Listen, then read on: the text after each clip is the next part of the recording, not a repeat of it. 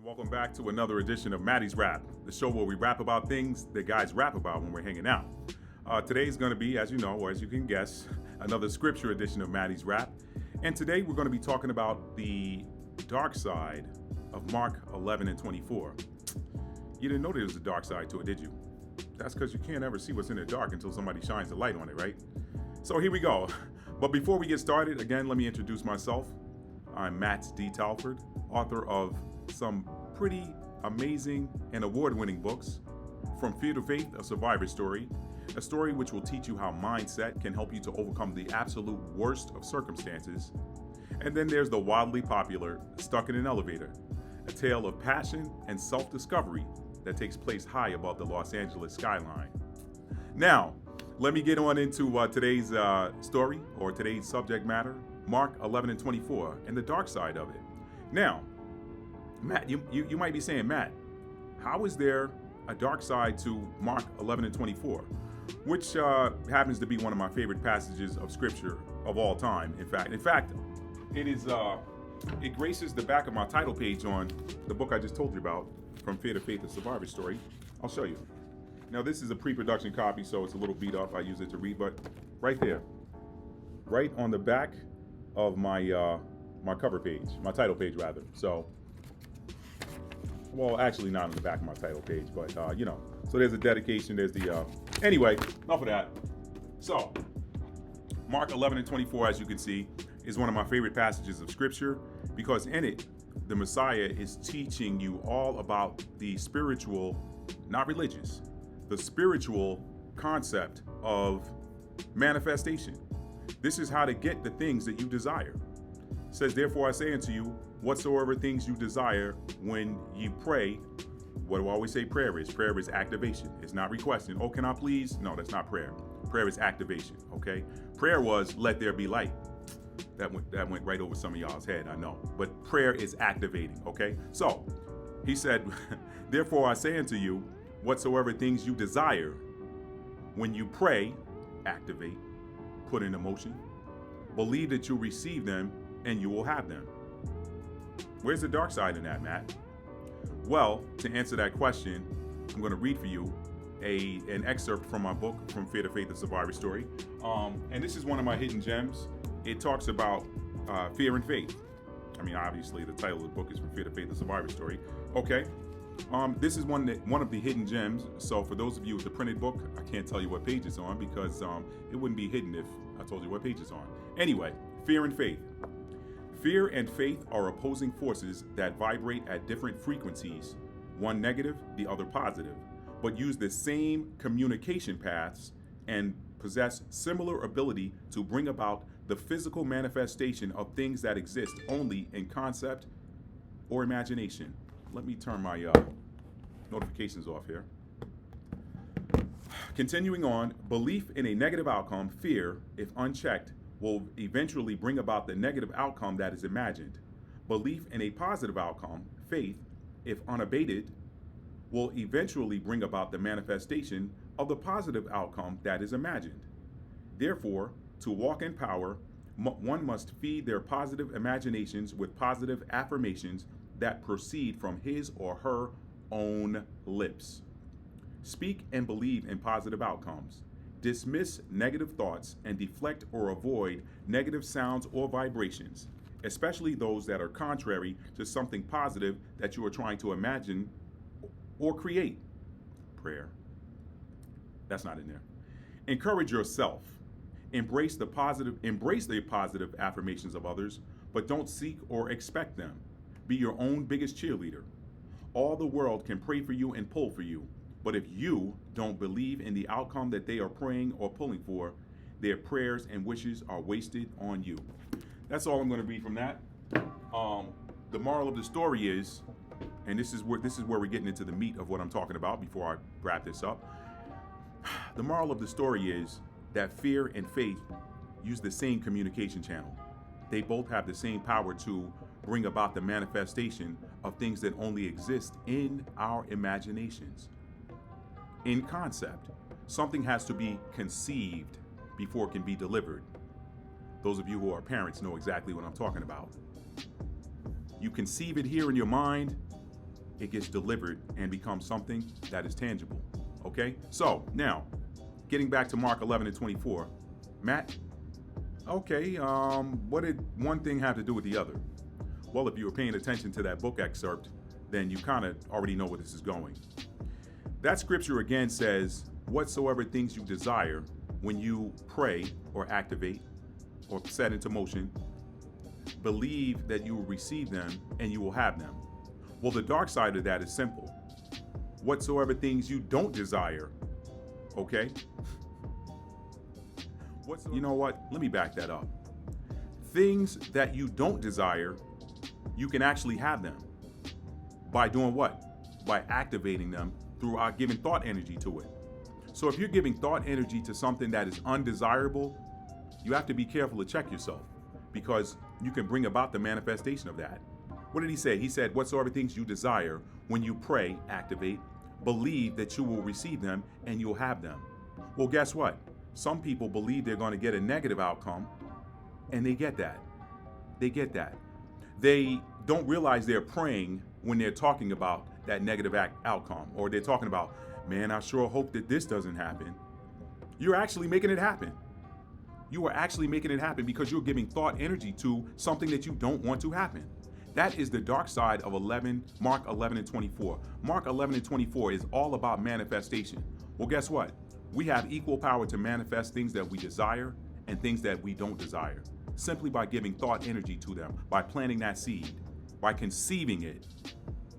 Once conception takes place, it's just a matter of time before delivery happens. 9 months in some cases. Okay? So, think about that. Remember, Mark 11 and 24 actually has, it talks about the positive, but if you're not careful, you can use that same passage of scripture to illustrate how you can bring negative things or negativity into your life. Because it says, believe that you will have them and you will have them. So when you believe that you could get something negative or you could get a negative outcome, you kind of get that. So don't do it. Don't fear. Don't give it any thought. Look at for those of you that haven't seen it, and we talk about prayer, how to pray. You can check out my video. It is called The Lord's Prayer Decoded. Okay, check that video out if you haven't seen it. Now, most recently, I did a video how fear causes us to F up. Okay, how fear causes us to F up. This is the same theme that I'm talking about today here with the downside or the dark side of Mark 11 and 24. Fear can cause you to, in that video, how fear causes us to F up, and take a look at it when you get an opportunity.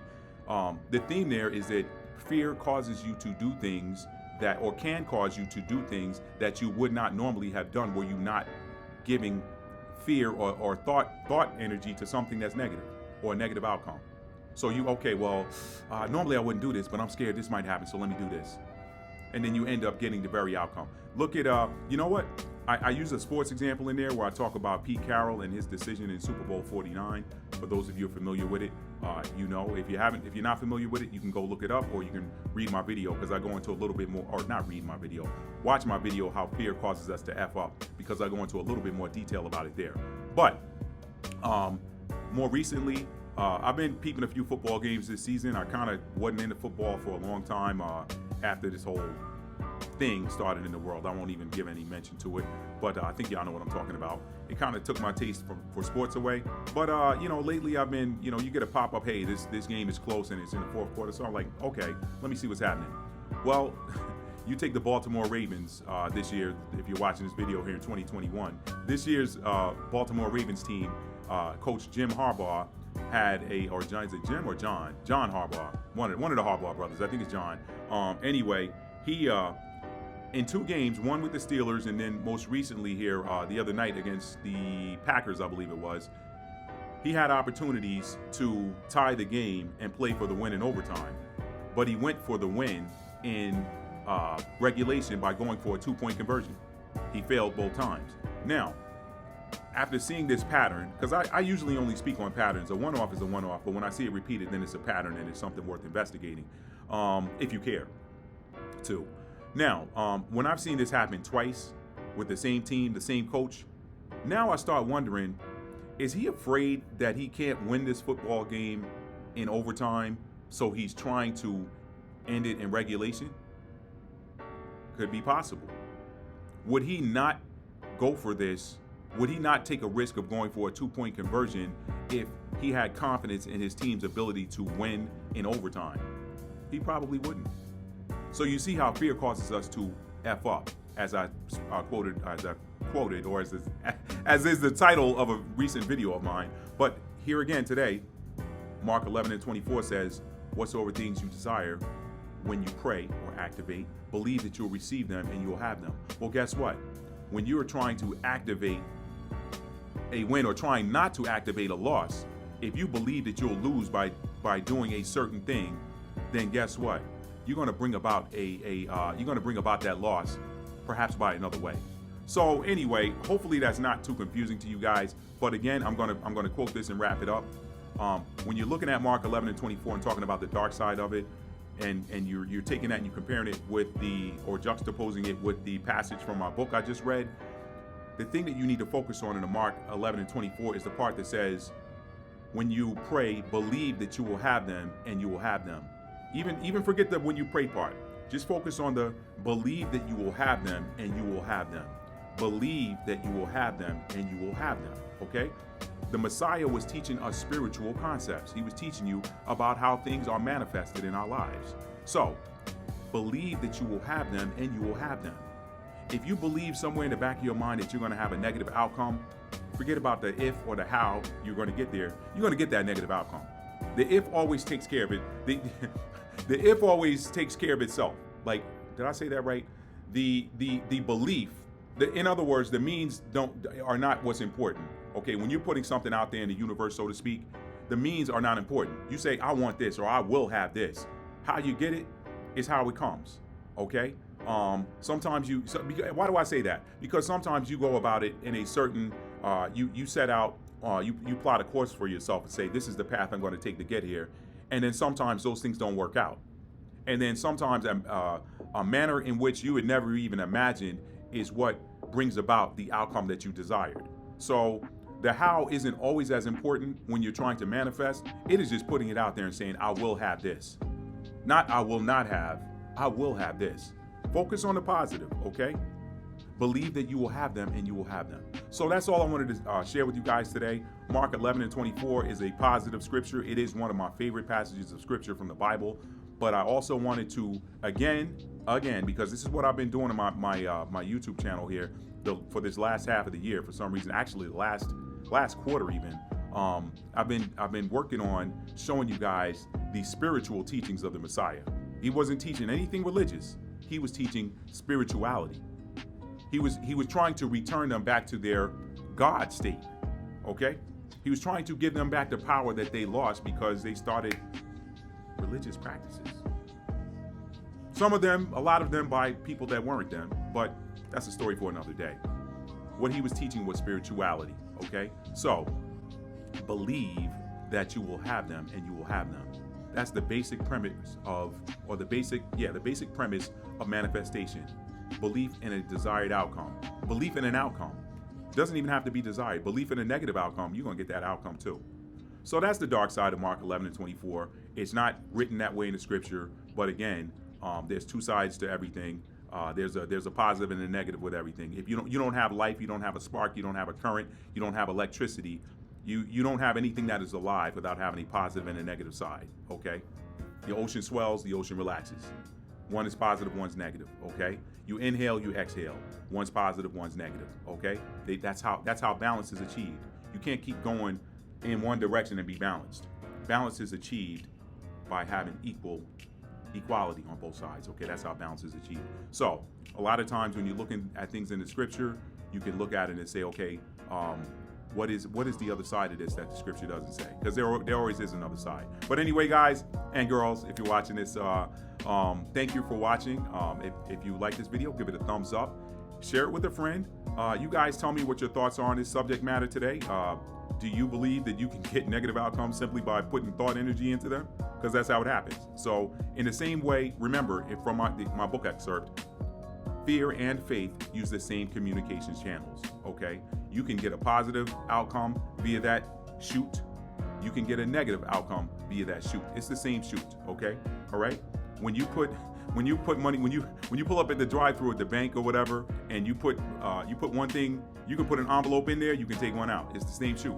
They can send you something, you can send them something. It's the same shoot, okay?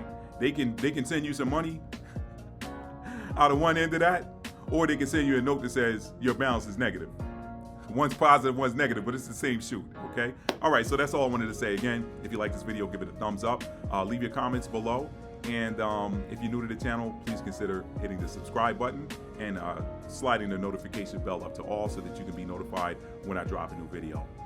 Hey, listen, guys, thank you so much. I enjoyed bringing this to you today. Listen, tell somebody you love them and mean it. I love you guys. This is why I do what I do. It's because I love you guys. I got a genuine, pure love for you. So tell somebody you love them and mean it. How do you mean it? You show it. All right? Y'all have a great day or night. Peace.